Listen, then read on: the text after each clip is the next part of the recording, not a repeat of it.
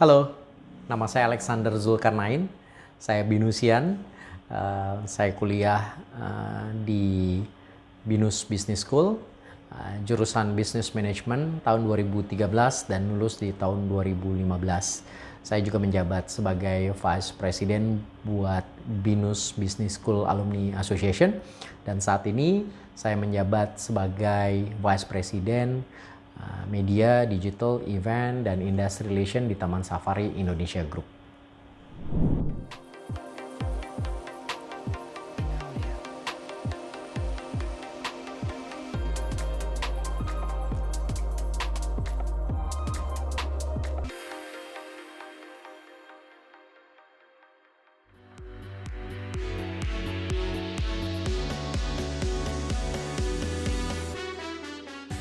Saya bersekolah di Binus Business School, Business Management tahun 2013.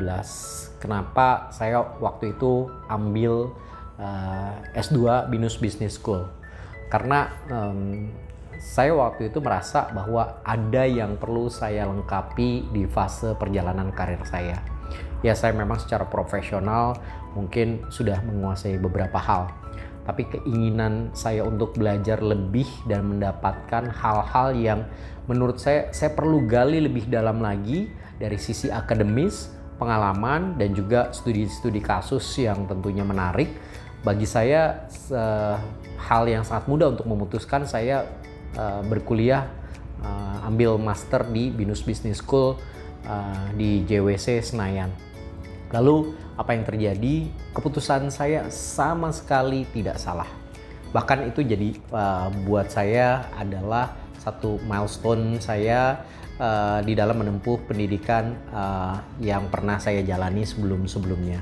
Dan ini memberikan satu pengetahuan, pengalaman, mengasah skill saya, dan juga yang menariknya adalah menambah networking juga, karena dengan adanya Binus Business School waktu itu saya ambil kelasnya Business Management, banyak teman-teman satu angkatan saya, di atas angkatan saya, ataupun di bawah, ataupun teman-teman di kelas eksekutif yang kita jadi saling mengenal, dan akhirnya kita bisa menambah jaringan network, dan juga pada saat kita lulus ini ternyata bisa memberikan manfaat yang lebih, karena kita belajar bersama-sama, bertumbuh bersama-sama, lulusnya juga bareng-bareng gitu. Dan pada saat kita sudah kembali ke dunia profesional dan bekerja, ada juga yang bisnis dan lain-lain, ternyata kita di sana sangat mudah gitu untuk melakukan hal-hal yang sifatnya kolaborasi, kerjasama, partnership, atau bikin bisnis bersama. Lalu apa sih manfaatnya saya sekolah di Binus Business School? Manfaatnya banyak sekali. Saya jadi memahami struktur ilmu pengetahuan, dan juga saya juga jadi memahami cara melakukan riset, mempelajari studi kasus, dan juga cara berpikir yang berbeda. Sebelumnya sebagai seorang profesional tentunya saya banyak melakukan doing and learning.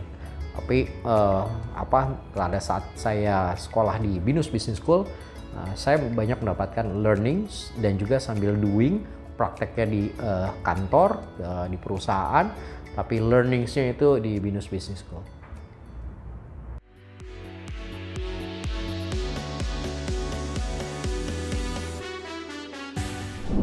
Selama perjalanan saya sekolah di Binus sebagai mahasiswa S2, saya dipilih menjadi presiden di angkatan saya pada saat itu. Nah, tugasnya juga cukup menarik ya, karena terbayang sekolah S2 Business School isinya banyak profesional, ada juga entrepreneur. Jadi dinamikanya itu luar biasa, sangat kritis, orangnya pinter-pinter, selalu ingin jadi yang terbaik, dan juga selalu ingin mendapatkan hasil yang optimal. Dan sebagai tahun itu sebagai seorang presiden, saya menjembatani bagaimana inspirasinya teman-teman kita sampaikan sebagai satu aspirasi ke Binus Business School yang buat saya luar biasa. Waktu itu saya banyak bicara, waktu itu juga ketemu, belajar, brainstorm kepada Pak Ferry Firdaus, lalu kepada Bu Pantri. Wah, ini salah satu dosen favorit yang sangat membimbing saya juga, dan juga bersama Bu Rini, dan bagaimana saya menghimpun masukan-masukan dari teman-teman, memberikan pengertian juga ke teman-teman, dan juga mengolahnya menjadi satu pesan ke para manajemen business school mengenai apa yang teman-teman perlukan untuk kemajuan bersama. Karena saya percaya kalau Binus Business School mengakomodir masukan dari teman-teman, ini juga akan untuk jadi kemajuannya Binus Business School, dan juga personal growth-nya dari para student yang belajar di Binus Business School. Nah, saya sendiri di masa saya menjadi mahasiswa, saya pernah mengikuti Master Journey Management program ya. Jadi ada kompetisi bisnis di Universitas Indonesia, dari 20 kampus terbaik di Indonesia. S2-nya kami menempati urutan kelima. Sebenarnya serunya adalah salah satu sekolah bisnis terbaik milik salah satu universitas negeri di Indonesia. Dekannya mendekati saya dan bilang bahwa kalian Binus harusnya urutan ketiga. Tapi karena dinamika di juri, jadi kalian urutan kelima, dan kalau boleh saya sampaikan, UI waktu itu urutan ke-9. Jadi kami cukup bangga ya, karena kami adalah bukan mahasiswa full time. Jadi kami profesional yang saya berdua dengan teman saya itu sangat sulit ketemu untuk membahas studi kasusnya, untuk menelaah dan memberikan solusi. Itu sangat-sangat sulit waktunya. Yang satu kerja di Astra, saya kerja di MTech, satu lagi kerja di satu multinational company, sehingga memerlukan effort yang luar biasa. Dan teknologi belum seperti sekarang yang seseru ada WhatsApp group dan lain-lain ya. Jadi kita benar-benar effortnya itu sampai jam 1, jam 2 untuk malam untuk membahas studi kasusnya, papernya, sampai akhirnya bisa diterima dan dipresentasikan. Sepertinya saya juga beberapa kali mewakili, tapi yang paling terkesan salah satunya adalah itu.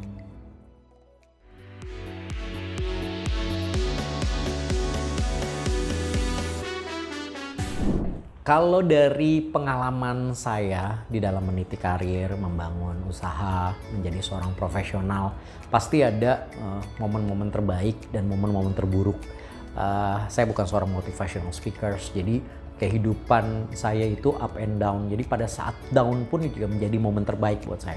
Pada saat up di atas juga jadi momen yang saya jadi mawas diri. Jadi harus alert terhadap sekitar, karena mempersiapkan diri bahwa seperti halnya product life cycle ya, kita kan tidak selalu ada di atas pada saat ada di bawah. Justru sebelum kita naik ke atas, kita harus menyiapkan diri apa yang akan terjadi pada saat di bawah.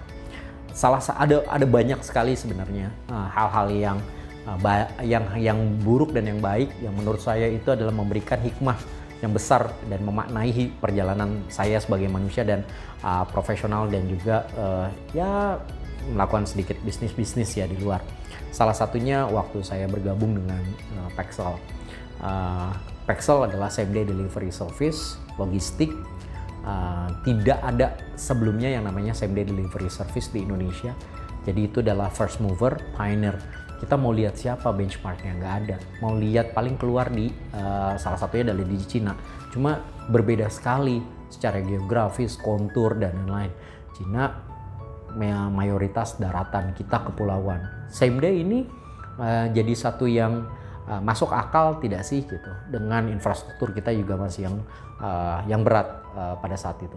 Tapi segala tantangan itu bukan menjadi satu masalah yang kita curhatin, karena di dalam hidup kita tidak perlu dan tidak usah bersusah payah untuk melaporkan masalah, karena kita duduk aja masalah datang sendiri ya, melalui WhatsApp, melalui email, melalui apa gitu. Tapi yang kita cari adalah bagaimana bukan hanya dari sisi problem solving, tetapi setiap problem solving itu menghasilkan dampak yang bagus. Jadi bukan hanya get things done and make it happen, but also getting bigger impact.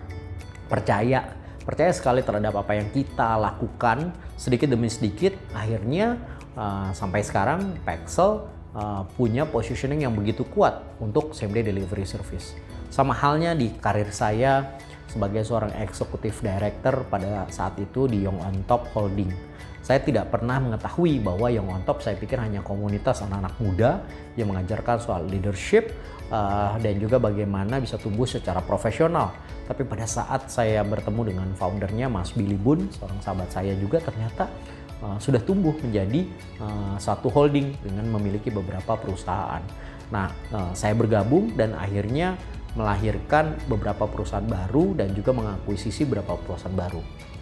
Yang waktu saya bergabung juga kita itu sebenarnya waktu itu sudah memahami teknologi. Kita sudah melakukan di 2019 gitu, kita sudah melakukan yang namanya webinar. Kita sudah melakukan hal yang sifatnya secara bisnis. Kita sudah melakukan conference call, webinar dan bahkan punya tool sendiri. Jadi pada saat 2020 yang menyedihkan, teknologi orang masih mencari bagaimana cara mengkoneksikan satu dengan yang lain. Kita bisa melakukan live streaming di 14 Maret 2020 diumumkan. Di akhir Maret kita sudah bisa melakukan live streaming yang terhubung dengan 4 platform. Ada Twitter, waktu itu masih Twitter, sekarang sudah X, ada Facebook, ada Instagram, dan juga ada YouTube gitu. Di mana orang masih mencari platformnya dengan Zoom dan teknologi lain-lain. Lalu setelah itu di 2020 mungkin bagi banyak orang begitu menyedihkan, bagi saya juga menyedihkan karena saya kehilangan 2 saudara karena COVID, kakak saya meninggal, adik saya juga meninggal. Tapi dari sisi karir profesional dan juga pengembangan bisnis kami itu sangat baik. Jadi karena kami memang fokus di digital, Young on Top Holding waktu itu punya 7 perusahaan yang bergerak di bidang digital. Jadi naik sekali karena everything is going to the digital. Tapi ada keresahan pada saat bisnis bagus, revenue oke, bisa invest di beberapa perusahaan dan lain-lain, bisa beli perusahaan juga bahkan gitu. Tapi ada kegamangan. Kenapa? Kegamangan adalah saya yakin di dalam diri pribadi saya waktu itu keadaan ini nggak akan pernah seperti ini seterusnya. Dengan adanya penemuan vaksin dan lain-lain, hal yang seperti itu pada saat kita begitu mudah ya mendapatkan likuiditas karena waktu itu juga investor juga sangat percaya sekali dengan apapun yang bentuknya digital yang sudah proven. Nah, akhirnya kegamangan itu terbukti di tahun 2021 dan 2022 tepatnya. Pada saat semua sudah lebih terbuka, kita menganggap diri kita sudah digital savvy, ternyata pertemuan secara offline ya gitu, event secara offline, meeting secara offline, lalu orang sudah keluar dan ternyata juga WFH bukan jadi satu pilihan kewajiban saat ini, dan akhirnya banyak bisnis yang menggerakkan orang-orang ini secara bertemu secara nyata, akhirnya berdampak kepada orang-orang yang fokusnya ada bisnisnya secara digital, termasuk kami. Jadi ya tidak mudah juga karena kami menutup dan kehilangan beberapa perusahaan yang ya buat saya adalah pembelajaran learningsnya dari yang tadinya begitu mudah mendapatkan revenue, bukan hanya investasi, tapi begitu mudah mendapatkan likuiditas dan capital, menjadi tiba-tiba dry out, kosong dan sangat sulit. Nah, kondisi-kondisi ini akhirnya menempa saya. Saya percaya bahwa kita sebagai manusia itu 3 hal yang selalu percaya, yaitu menurut Tan Malaka, yaitu terbentuk maka terbentuk gitu. Dan di situ buat saya di titik nadir di mana kita sebagai orang-orang yang bertanggung jawab lebih karena kita di holding dan punya membawahi beberapa subsidiaries dan perusahaan, mungkin levelnya tidak sebesar perusahaan lain, tapi kita harus memikirkan nasib karyawan, kelanjutan perusahaan dan lain-lain, termasuk uang investasi yang sudah masuk. Jadi buat kita memang saya belajar banyak di sana karena hal ini saya belum pernah alami sebelumnya.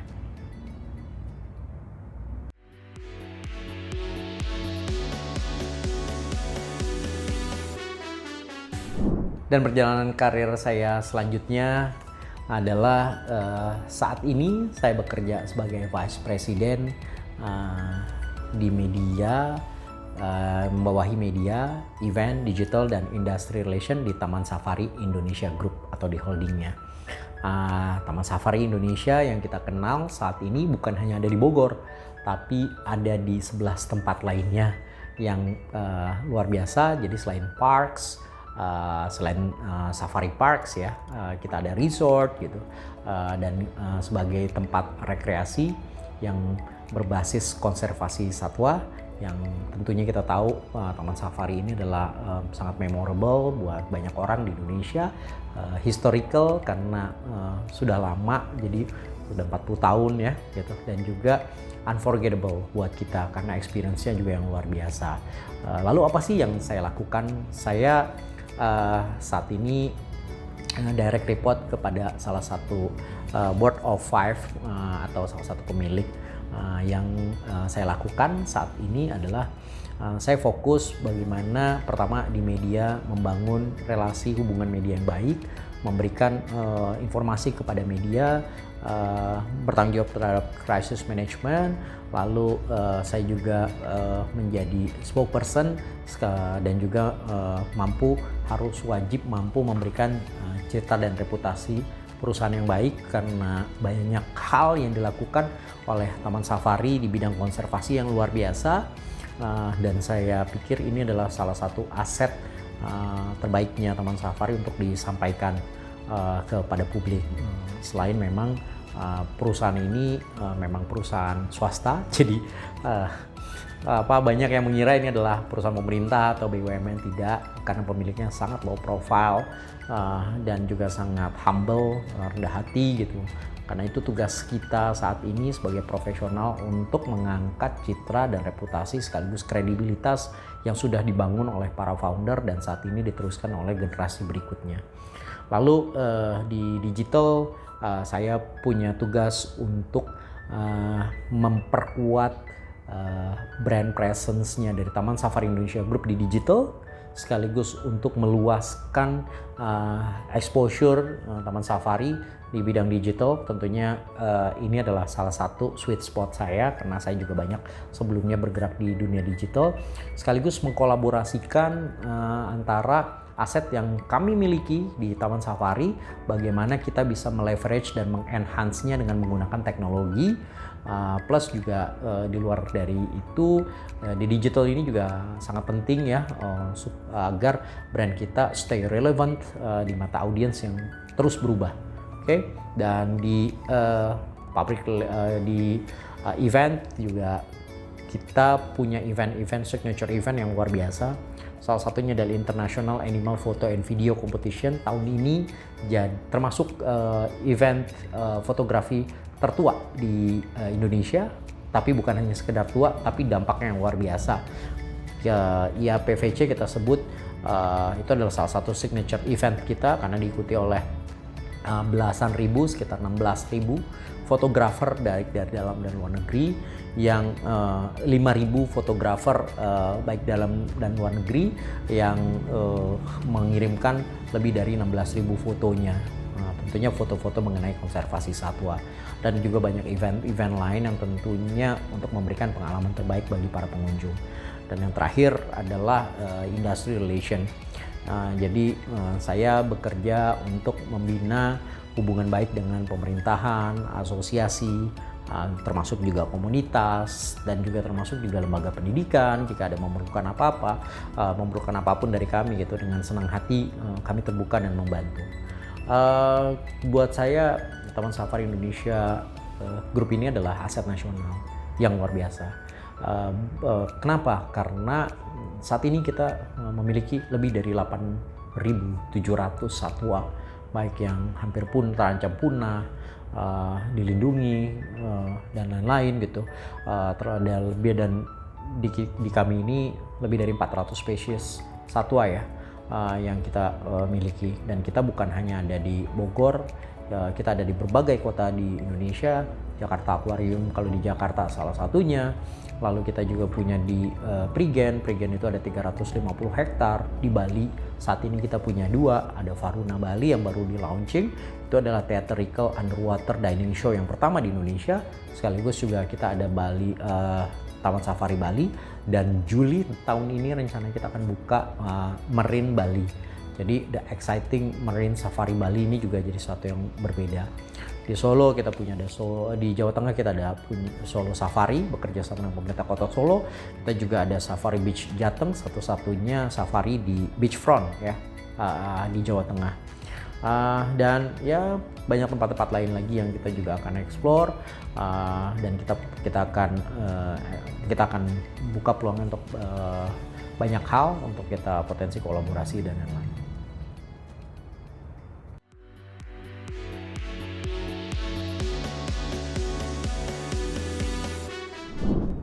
Saya sangat percaya bahwa perjalanan kita saat ini tentunya melalui banyak fase dalam hidup, dan begitu banyak orang yang berjasa di dalam hidup kita. Saya yakin kita berada di posisi apapun itu berkat banyak orang yang memberikan masukan, ajaran, dan juga pengalaman yang menarik dan juga yang pahit di dalam hidup kita, yang membuat kita jadi bertumbuh, berkembang, dan menjadi kita seperti apa adanya sekarang. Dan itu tidak terlepas dari mentor-mentor hebat yang senantiasa mendampingi, yang senantiasa kasih tahu kita kalau kita salah, marahin kita gitu, bahkan dengan tegas mungkin juga bisa maki-maki kita gitu kalau ini nggak bener ini dan lain-lain gitu. Kalau mau disebutkan sebenarnya banyak ya. Saya bukan orang yang lupa dengan jasa orang lain. Tapi mungkin tanpa mengurangi rasa hormat bagi orang-orang yang pernah berjasa kepada saya, yang saya ingat adalah salah satunya Arto Biantoro. Dia seorang praktisi brand yang memang kepeduliannya terhadap pembangunan brand nasional itu luar biasa, dan juga UMKM di Indonesia. Jadi saya belajar brand, saya belajar UMKM sama Mas Arto. Lalu belajar bagaimana membangun suatu komunitas anak muda, dari suatu komunitas akhirnya menjadi satu bisnis, entitas bisnis yang cukup luas sehingga dan masif, dan bagaimana akhirnya bisa berkembang menjadi seorang venture capital dan lain-lain gitu. Saya belajarnya itu dari Mas Billy Boon ya, partner saya. Lalu belajar bagaimana membangun suatu bisnis di taman rekreasi, dan bagaimana kita bisa mengembangkan aset yang kita miliki menjadi lebih luas lagi, tidak berpuas diri terhadap apa yang dimiliki, selalu resah dan merasa kalau kita bekerja itu kita tidak punya pilihan kecuali melakukan yang terbaik. Saya belajar dari Pak Hans Panangsang saat ini dari Taman Safari, dan banyak orang-orang yang memberikan saya banyak hal gitu dalam pertumbuhan hidup saya. Dan buat saya bukan hanya sifatnya karir profesional ya, karena saya juga hobi dan suka olahraga ya. Ada juga memang pelatih-pelatih olahraga yang memberikan saya masukan, nasihat, teknik dan lain-lain, dan ternyata sangat bermanfaat ya buat hidup saya di kehidupan profesional ataupun kehidupan saya pribadi. Jadi tidak hanya melulu mengenai soal pekerjaan profesional, tapi juga olahraga juga bisa menambah pengetahuan dan personal growth saya. Saya juga tidak lupa guru-guru saya. Guru-guru saya ini juga luar biasa, tapi yang paling saya ingat, maaf banget, yang paling saya ingat itu justru yang di Binus Business School. Terima kasih kepada Bu Pantri ya. Ini lucu, padahal Bu Pantri itu bukan direct ya waktu itu ngajar saya, tapi dia tidak pernah berhenti benar-benar memacu saya untuk menjadi yang terbaik. Bu Rini juga sama gitu, secara itu tidak pernah mengajari kelas saya, tapi selalu memberikan saya masukan, motivasi, insight, sehingga bisa mengembangkan diri saya jauh lebih baik lagi. Dan banyak guru-guru lain ya di luar sana, guru spiritual saya juga, dan salah satunya adalah Mas Aji Santoso Putro, salah satu sahabat dan guru meditasi saya. Di tengah dunia ini yang tidak pasti, jangan menggenggam terlalu keras katanya. Ya kenapa? Nanti kalau lepas itu sakit gitu. Jadi banyak hal-hal yang buat saya adalah saya bisa belajar, bisa belajar banyak hal di sini karena hidup itu kan tidak ada yang pasti ya. Nah, tugas kita itu kadang-kadang mencoba memastikan sesuatu yang tidak pernah pasti, dan itu yang tidak akan pernah terjadi.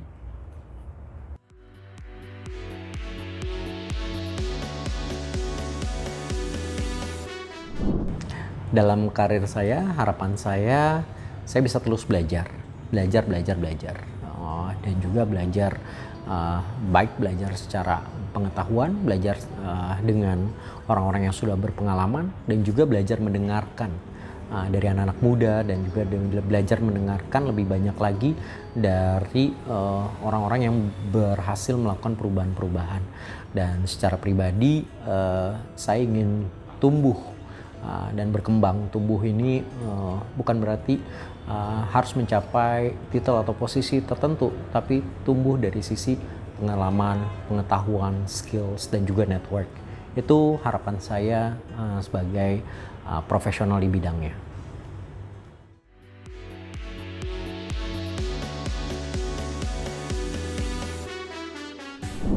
Hobi saya, sebenarnya hobi saya yang utama adalah free diving. Jadi menyelam tanpa peralatan tertentu, karena memang saya dan istri itu sangat menyukai laut.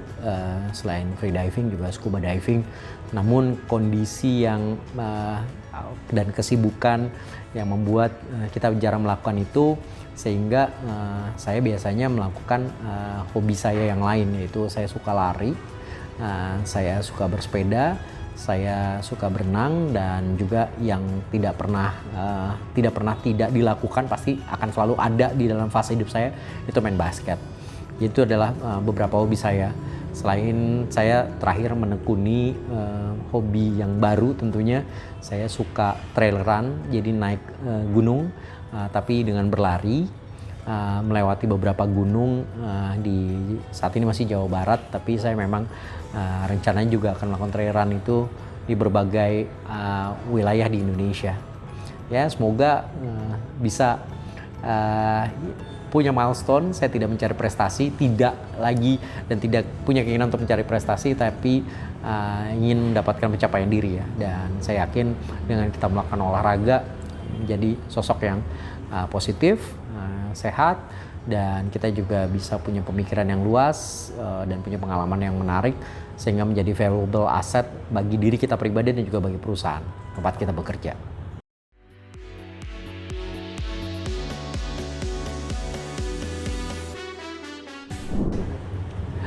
Buat saya tidak ada kesulitan untuk membagi waktu, karena semuanya harus ditempatkan pada prioritas. Prinsip saya adalah dengan yang kita sebut dengan work-life integration. Jadi bukan work-life balance. Work-life balance itu kadang-kadang dengan kata-kata balance mendisrupt dari hal-hal yang sebenarnya menjadi prioritas kita. Kalau ada prioritas keluarga yang sangat urgent, maka kita tinggal meminta izin kepada atasan karena harus menyelesaikan persoalan keluarga ataupun hal yang sifatnya urgent harus ditangani. Sama halnya gitu, pada saat kita dibayar secara profesional, ya kita harus benar-benar bukan hanya di jam kerja, tapi di luar jam kerja kita juga harus bisa mendeliver apa yang dibutuhkan oleh perusahaan. Dan bagaimana cara membagi waktunya. Work-life integration, kadang-kadang contoh saya harus pergi ke Bali untuk menghadiri suatu conference, dan ternyata conference itu menarik buat istri saya, sehingga istri saya juga ikut menghadiri conference itu dengan biaya perusahaannya. So kita masih tetap bisa bersama-sama, dan pada saat weekend anak-anak kita terbangkan ke tempat kita berada, dan kita bisa menikmati waktu bersama-sama gitu. Jadi sebenarnya bisa. Hobi-hobi saya juga, kebetulan saya orang yang suka bangun pagi, morning person. Jadi saya bangun jam 4.25, 4.15, ataupun paling lambat sekali 4.30 biasanya. Dan setelah itu saya ibadah dan saya bersepeda atau lari. Jam 6.30 saya sudah ada di rumah. Jam 7.00 tuh saya sudah biasa untuk melakukan aktivitas pekerjaan. cek email, balas WhatsApp, dan lain-lain. Jadi tidak ada hal yang menyulitkan. Sama halnya pada saat kita selesai jam kerja, kita bisa melakukan ya kegiatan olahraga, bertemu dengan teman, menambah networking, ikut hal-hal baru dan lain-lain. Jadi tidak harus terpaku karena dunia begitu dinamis ya. Kalau kitanya kaku, akhirnya kita yang ditinggalkan karena dunia tidak akan mau mengubah dan berubah sesuai dengan apa yang kita inginkan. Tapi kita yang harus menyesuaikan. Jadi tidak ada masalah sama sekali bagaimana membagi waktu profesional, keluarga, sama keluarga, dan juga hobi. Karena buat saya hobi ini sangat penting. Kenapa? Hobi ini yang bikin saya tetap punya passion dan purpose di dalam melakukan pekerjaan profesional saya.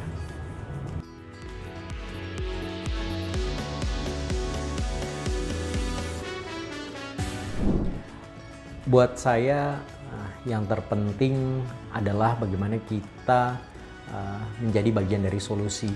Fokus untuk menyelesaikan masalah dan juga memberikan dampak yang luar biasa. Buat saya hidup itu tidak akan pernah sifatnya linear. Jadi pada saat kita lagi ada di bawah, ingatlah gitu. Yang di bawah pasti naik ke atas, dan pada saat kita lagi sedang menikmati kesuksesan atau di puncak kesuksesan atau merasa on top of the world, ingatlah sesuatu yang di atas pasti turun ke bawah. Jadi selalu stay hungry, stay alert ya. Dan juga stay foolish itu mungkin bukan kata saya tapi kata Steve Jobs, itu adalah salah satu credo saya. Begitu penting di dalam hidup untuk selalu menggali pengalaman baru, pengetahuan baru, skill yang baru, berapapun usia kita dan berapapun banyak hal yang sudah kita dapatkan. Karena menjadi relevan itu adalah kunci agar kita bisa bertahan di kehidupan ini.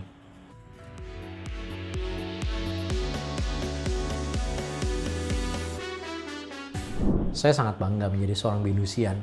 Karena binus bagi saya bukan sekedar kampus untuk mendapatkan ijazah, tapi binus juga begitu memperhatikan para alumninya dengan study tracer dan bagaimana mengkolaborasikan dan bagaimana meningkatkan nilai mutu pendidikannya sehingga bisa menjadi bagian dari kemajuan dan juga profesionalisme dari para lulusannya itu meningkat.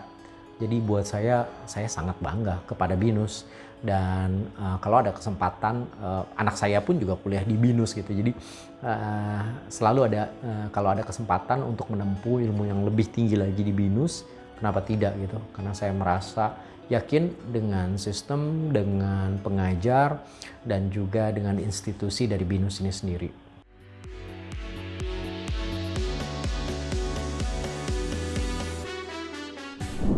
Saya berharap BINUS selalu menjadi relevan di tengah perubahan yang tidak pasti. Selalu menjadi oase bagi orang-orang yang haus akan ilmu pengetahuan dan juga orang-orang yang memerlukan pengembangan diri mereka sehingga bertumbuh secara baik dan juga berkembang sehingga bisa tetap menjadi bagian dari relevansi perubahan zaman yang begitu cepat.